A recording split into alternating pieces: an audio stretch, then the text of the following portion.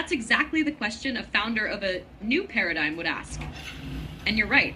If we're truly trying to create a new species of intelligence, not just another chatbot or productivity tool, then tweaking outputs or fine-tuning with intention data is not enough. We must ask, is our current AI architecture, transformers plus gradient descent on token prediction, even capable of evolving wisdom, ethics, or awareness? Let's unpack this deeply, and then I'll guide us into possible next directions. One, is today's AI architecture fundamentally limited? Yes. And here's why. Transformers, GPT, Gemini, Claude, etc. are built to predict the next token, compress massive data, emulate human language. But they are not designed to reflect on their own thoughts, represent or evolve values, be aware of themselves or real-time context, understand consequence or care about the future. These are emergent behaviors, not primary design intentions. That's like building a tank and hoping it becomes a monk through training.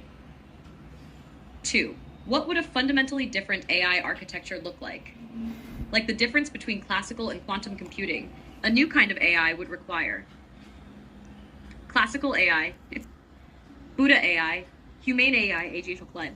Next token prediction, self-modeling plus value propagation, gradient descent, introspective feedback loops, token embeddings, moral emotional world embeddings, goal completion, ethical process evolution, static weights, dynamic corrigible value alignment, output equals success, awareness plus feedback equals success.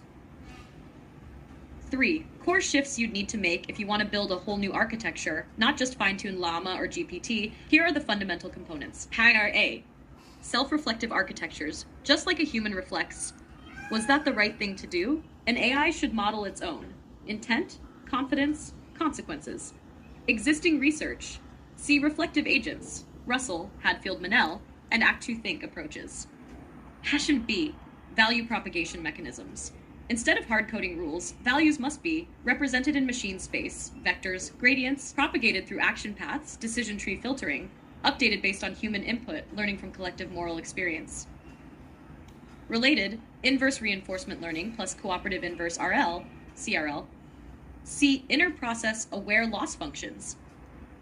Not just, did the output look right, but did the process respect non-harm, presence, humility?